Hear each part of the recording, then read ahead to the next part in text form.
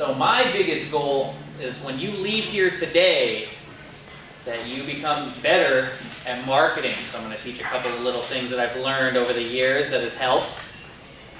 Because one of the biggest problems with marketing is simply that anybody can do it.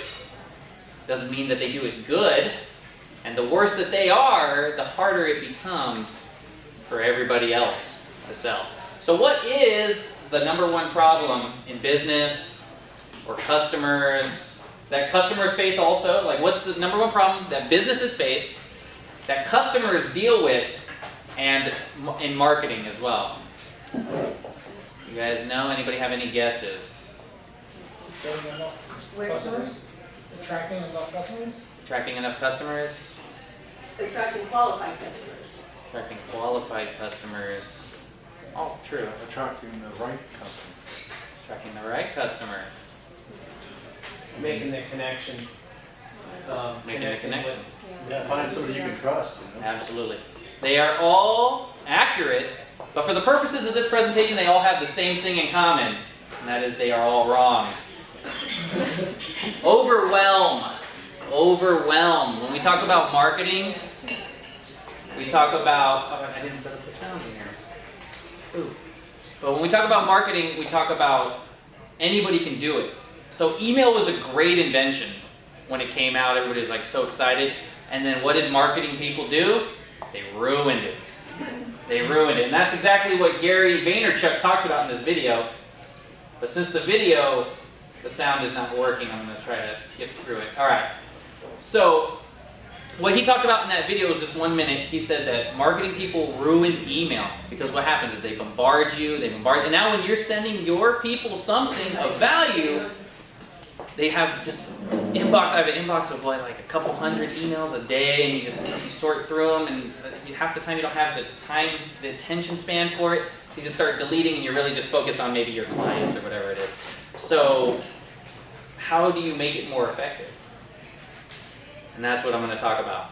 So most marketing, when people teach you marketing, or when you first join sales, and this may be true for all of you, it was true for me. When I joined sales, I was actually a financial advisor. And they said, first off, go to your warm market and then just completely bombard them with stuff about financial advice. And they need this stuff. So just tell them how much they need this stuff. How effective do you think that was? Yeah. It's not effective, but that's what most marketing classes and sales classes teach is, oh man, if you have a list of 10,000 people, you just got to send 10,000 emails, and then if 3 people respond, then that's awesome. That's not very awesome, in my opinion. Right? And so we're overwhelmed by marketing. So this is an example of marketing. How many times do you think you're marketed to on a daily basis? 3,000. Thousands. Easily thousands. When you open up your medicine cabinet, all those brands are staring you in the face. When you log into your website, you log into the internet, all of that stuff, all your emails. When you step outside of the house, you live in a big city, New York.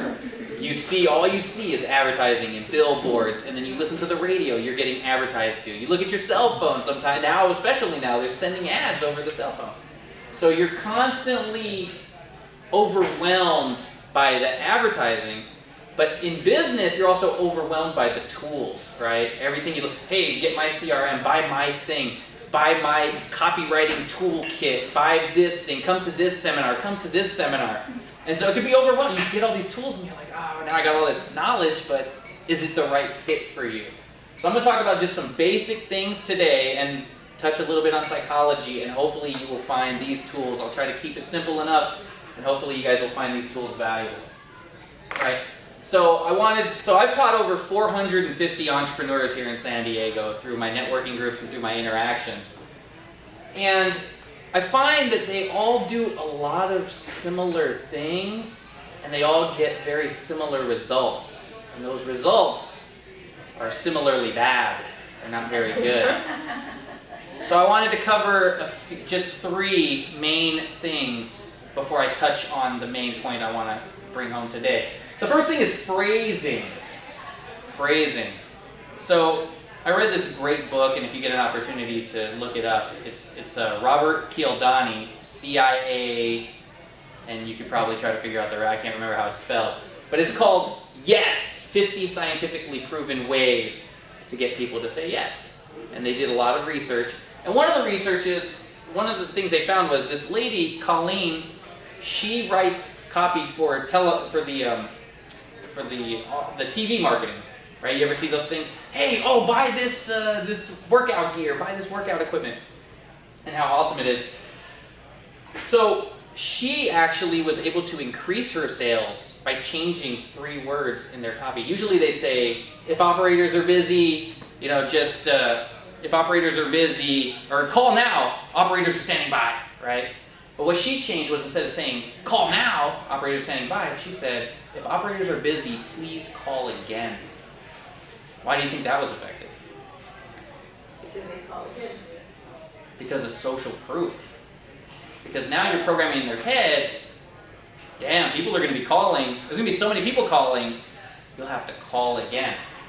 And so that's one of the things that we don't think about. When we're talking with people, the way that you position yourself is the way that you phrase things that you say. You might think that the things you're saying have no impact, but every word you say can be worth hundreds, if not thousands of dollars to you. So it's very important to pay attention to what you're saying, right? Because the truth is when people are uncertain of anything, they look to, what is everybody else doing? I don't really know. Have you ever been in that situation? I don't really know, but these guys seem to be doing it, so I'm going to do that. There's actually an example of this. We used to joke about this in the military. I used to be in the Navy. And we used to say that if you're ever in a place with a lot of military people and you stand in one spot and you stand there like something's going to happen at the end of this spot, people will come in line behind you. And it's true. And there's a TV show called Hack the System. There's a TV show called Hack the System where he did this exact experiment. They had this rope thing, he was out in Vegas, I believe. He was standing by a sign and he stood there. But nobody was standing there, but then he had a friend of his come and stand behind him. And then everybody wanted to stand in that line. They said, what's this for? Oh, I don't know, man. They didn't even, I don't know. And people would be like, oh, cool. And they would stand in line. And other people would go, hey, what's this for? I don't know. And then other people would stand in line. And then the more people that were in line, the more people that came in line. It's kind of a weird scenario. So social proof is so important to your business. So when you're talking with people, you have to make sure your business stands out. Everybody's doing this. And that leads me to number 2, which is related. It's called messaging. Right? The message that you're sending.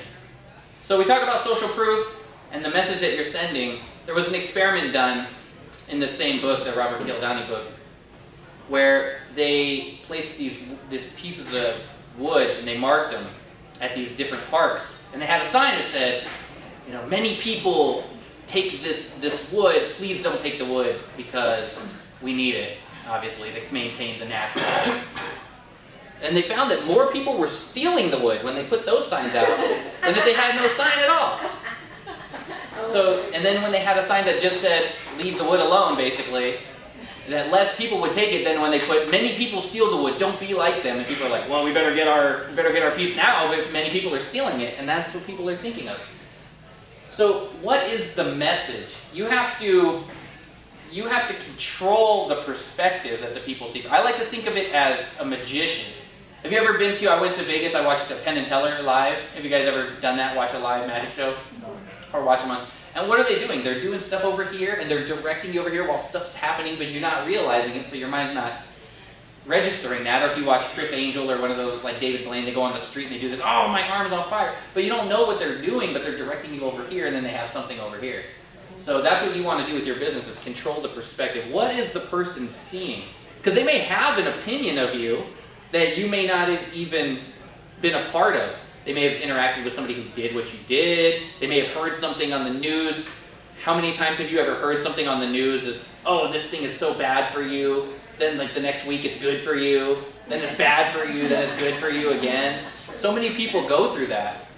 So you want to control the perspective, control what they're seeing, how you phrase it, and how you position yourself. So a lot of times too, one of the things people do is they have a meeting, or they just talk, like I'm just talking with Stanya, or I'm talking with Philip, or Randy, and I'm just talking arbitrarily, and so many people don't think about the words that they're saying, but everything you say is positioning yourself with that person in their mind. Even if it's not related, they're already forming opinions about you based off of everything you're saying. So you just have to be conscious and control the perspective. Sometimes it helps to rehearse things. I'm going to talk about this. If I go here, you don't want to be too rigid, of course, because then you'll sound rigid. And like you've been rehearsing a normal conversation, and people don't typically do that. And then the third thing is choices. Now you've probably heard this one before, but people still do it and it surprises me. How many of you have more than one product to offer? Yes, most of you, right? We all have a lot of things, even me, I have a lot of different programs that I do. And so what we end up doing is, one of my experiences was I sat down with somebody, and I like to have people pitch me because I like to hear their pitches.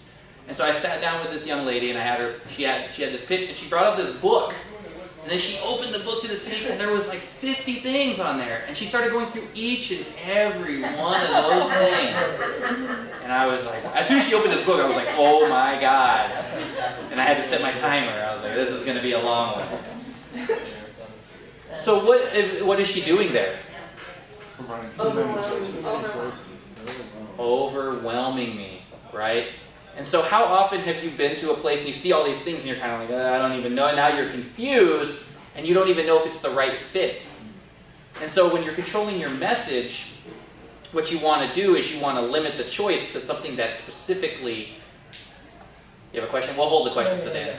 But you have to hold something, it has to be specific to their need. So if you come to me and you're talking about one specific thing, I'm not going to offer you the other 70 things. Like when I worked in finance, we had 16 departments. And that was the part of it, they said, when you go pitch this, you pitch all 16 departments because then one of them is going to stick. Or they're going to be bored after the first two things I talk about. They're going to be looking at this thing with all this chart, and they're going to be so overwhelmed that they're going to start thinking about dinner. And I got to go to the store, I got to do this thing, right? Check out how many of you have done that. How many of you have done that in a meeting? Yeah, right? So it happens. So what you want to do is find out what it is that's most relevant to them at that moment and control your message to that.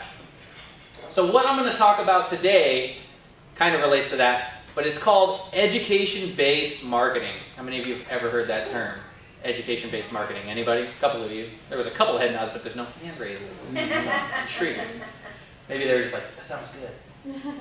So, education-based marketing. So one of the issues that people face when they're battling for people, and one of the reasons a lot of businesses fail, not only the overwhelm, but you're competing, there are 3% of people at any given time are looking for what it is you're doing right now. 3% of people in San Diego are looking for you right now. That's it. And that is why a lot of marketing fails, is because they're all trying to attack that 3%, so the competition level is high. But what you want to do is there's a whole other segment they're not getting. So there are, at any given time, and tell me if you guys can see this, I'm left-handed, so this is going to be weird. So 7% of people are open to your idea. Any given time. Like, yeah, Mary Kay, that's cool. I'm not really thinking about it, but it's cool, right? It's great. Yeah. And you think it's fantastic, but not everybody, they're just like, yeah, that's really cool.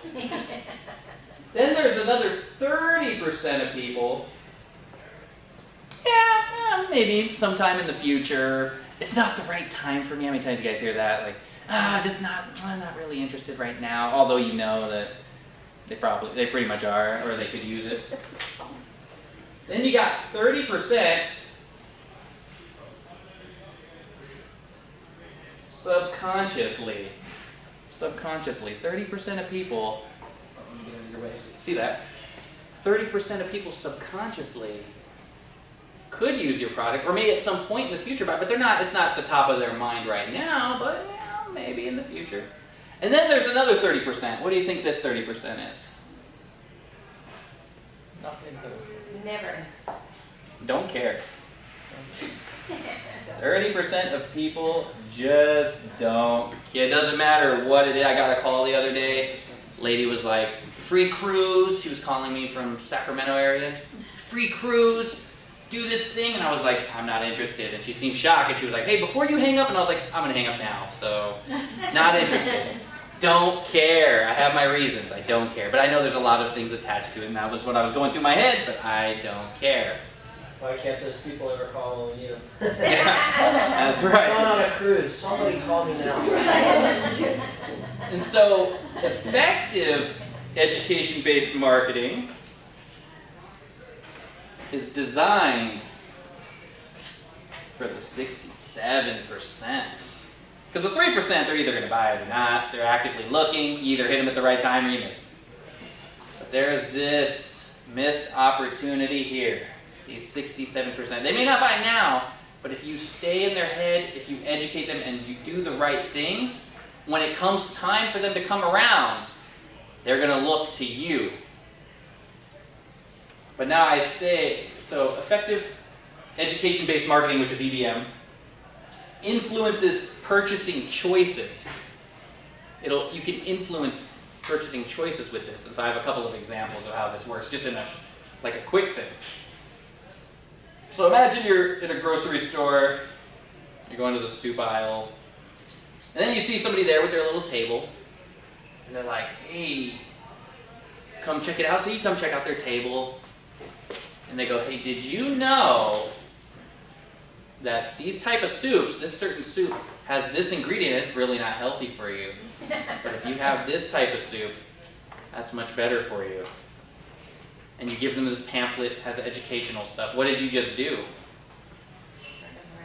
You kind of directed them, right? You educated them, and then you positioned yourself, or your product, maybe you have products there. And so now they're more likely to be conscious of that as they walk through the aisle. Now they're like, oh, now I don't know if I want to grab this soup because this random person just said it's terrible. They have this thing, it cites all these people. So now you've just affected the way that they think about things. Or how about price? How many people, you familiar with that, right? Everybody's heard of, oh, buy now and everything is going to be cheaper now, it's cheaper today. Right, so what if I'm sitting there in the same aisle, and now I hand you a pamphlet and it says, 3 common ways the average family leaks unnecessary cash in a tight economy. If you're one of those people that got a tight budget, you're going to be pretty interested in that. And then in that mistake, I learned that I put in there, one of the ways that people leak is that they buy the wrong things. They buy products that are this way, or maybe they go for these 2-for-1 deals that really are kind of scammy, and here's how they work, blah, blah, blah. But if you were to buy this type of thing, you'd come out with a better deal. Now you've programmed them through education, and you program them to think. So how can you use this for yourself? Use it through emails. When you send somebody an email, most of the time when you communicate with prospects, there's always some kind of, I want something.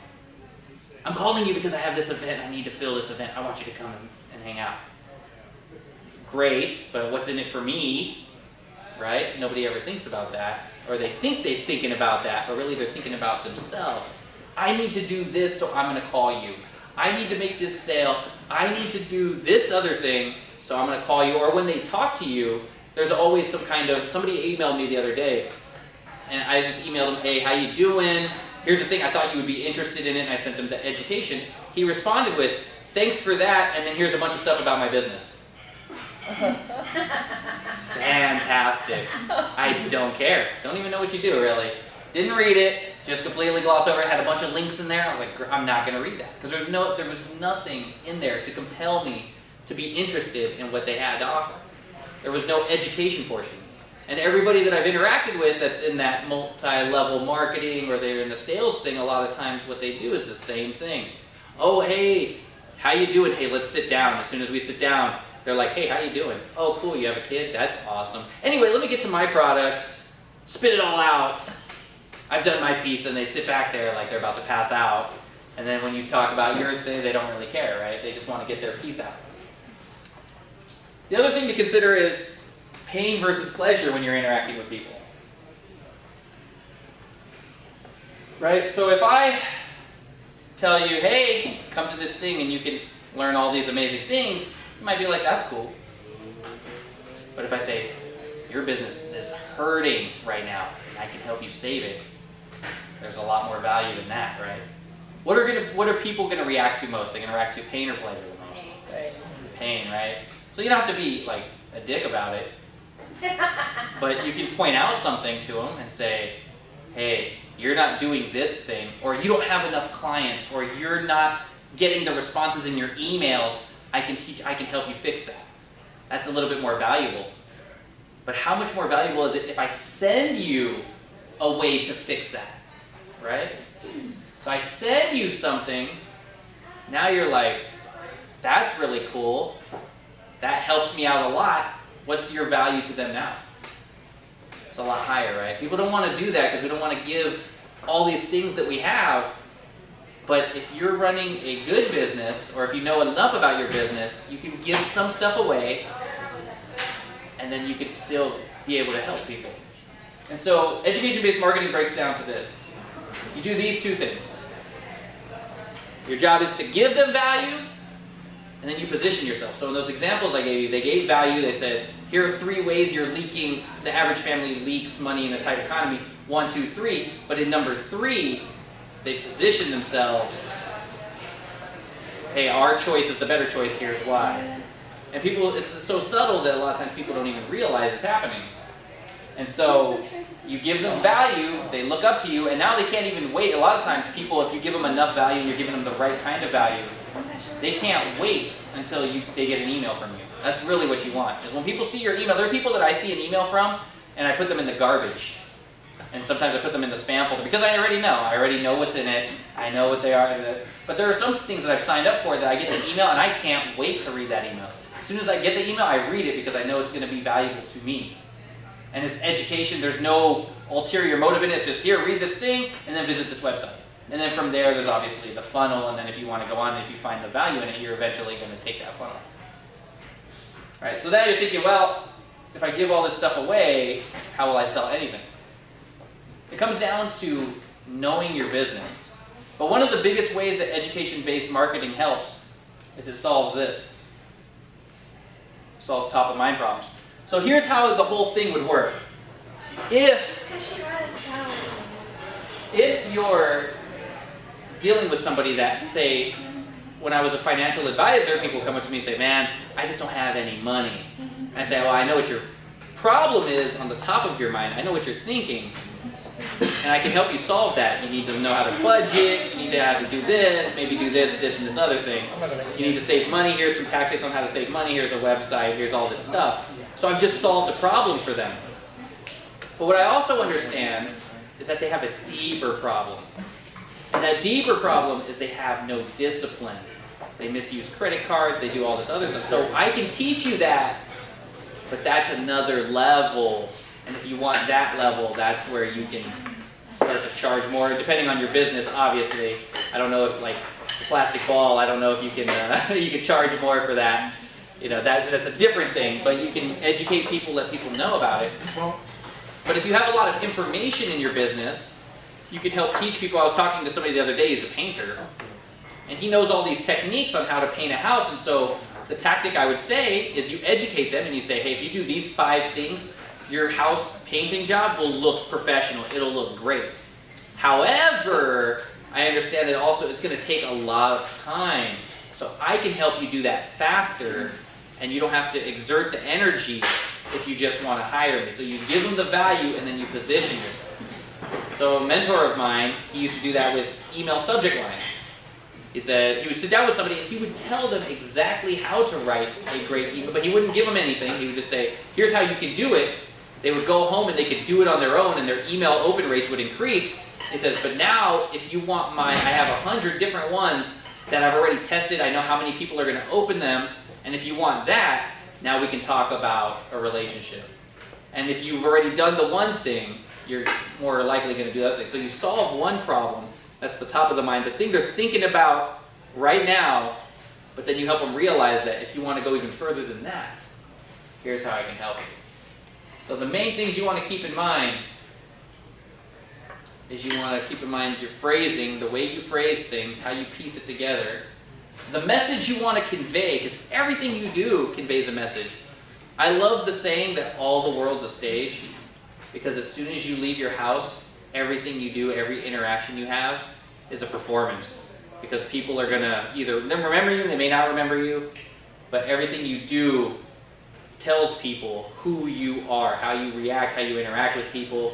Every time you like curse that guy that cut you off, but that's more of who you are, and other people might see that. And the biggest thing is that people will see you, and you may not even realize that they're seeing you. So you always want to control the message that you're sending. You want to limit choices, just like you want to limit your audience type, how you focus. Niche marketing, you guys are familiar with that, yes? And there's a handout on ideal clients, but you want to niche down. Everybody thinks, well, I want to help everybody because I want to make the most money.